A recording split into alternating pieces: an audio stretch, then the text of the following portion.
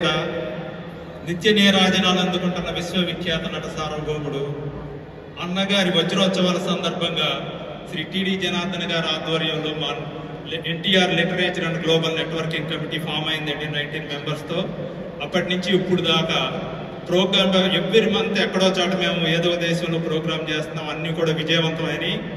ఆ వజ్రోత్సవాల్లో శతజయంతి ఉత్సవాల్లో భాగంగా శకపురుషుడు బుక్ని మేము పబ్లిష్ చేయడం జరిగిందండి. దానికి శ్రీ భగీరథ గారు, శ్రీ విక్రమ్ గారు రచించారు. సినీ ప్రముఖులతోనూ, రాజకీయ ప్రముఖులతోనూ, పత్రికా సంపాదకులతోనూ అన్నగారి గురించి దాంట్లో వాళ్ళ అభిప్రాయాలు సేకరించడం జరిగింది. దాన్ని మేము ఒక మహాగ్రంథంగా భావిస్తాం. ఆ తర్వాత అన్నగారు సినిమా రంగంలో ప్రవేశించి 75 సంవత్సరాలైన సందర్భంగా ఆయన వజ్రోత్సవాలు విజయవాడలో చాలా ఘనంగా నిర్వహించాం. దాని నుంచి మాకు వివిధ కంట్రీల నుంచి మమ్మల్ని కాంటాక్ట్ చేసి దానికి స్పందించి ఆయన వజ్రోత్సవాలు చేయడానికి మమ్మల్ని ఆహ్వానించారు. ఇప్పుడు మేము 8 కంట్రీస్ 12 సిటీస్లో అద్భుతంగా చేసాం. తర్వాత ఇది మా 13th ఈవెంట్. నాట్స్ ఆహ్వానం మీదకి ఇక్కడ వచ్చాం. మాకు చాలా చాలా ఆనందంగా ఉంది. మా 12 ఈవెంట్స్లో ఎంతమంది అయితే వచ్చారో నాట్స్ ఒక్కదానికే ఇక్కడ ట్యాంపాలో అంతమంది వచ్చారు. కొన్ని వేల మంది అటెండ్ అయ్యారు ఈ ప్రోగ్రామ్. ఇది చాలా పెద్ద ప్రోగ్రామ్. ఇది చూసిన తర్వాత బాలయ్య బాబు గారి డైలాగ్ లాగా ప్రోగ్రాములు చేసినప్పుడు అలుపు వస్తుందేమో కానీ మాకు మాత్రం ఊపు వస్తుంది. మా ఊపు 10 అయింది.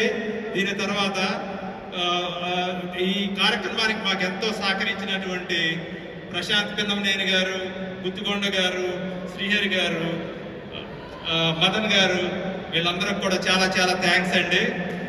సో అందరికి కూడా చాలా చాలా థ్యాంక్స్. ఇంకొక చిన్న విషయం, మా ఈ కార్యక్రమంలో మమ్మల్ని ముందు నడిపించారు. శతజయంతి ఉత్సవాలప్పుడు బాలయ్య బాబు గారు ఎన్నో సహాయ సహకారాలు అందించారు.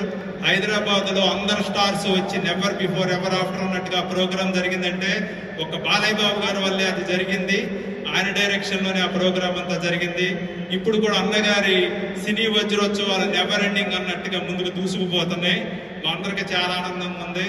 ఇంకో చిన్న విషయం, మా ఆనరీ అడ్వైజర్ రామకృష్ణ గారు ఎంత డెడికేషన్ అంటే, ఎంత డిసిప్లిన్ అంటే అన్నగారు లాగా ఏ మాత్రం డీవియేట్ అవరో, ఏ టాస్క్ తీసుకున్నా సరే కంప్లీట్ అయ్యేదాకా వదిలిపెట్టరు. ఎంత కష్టమైన పెయిన్ అనే మాట ఆయన నోట్లోంచి రాదు. ఇన్ని కంట్రీస్ తిరిగినా, ఇన్ని ఈవెంట్స్ తిరిగినా ఒక్క కంప్లైంట్ కూడా లేకుండా ఆయన మాతో కలిసిపోయి సామాన్యులాగా అందరితో తిరుగుతూ ఉంటారు. ఆయన నుంచి ఎన్నో నేర్చుకుంటూ ఉంటాం, ఎన్నో సలహాలు ఇస్తుంటారు.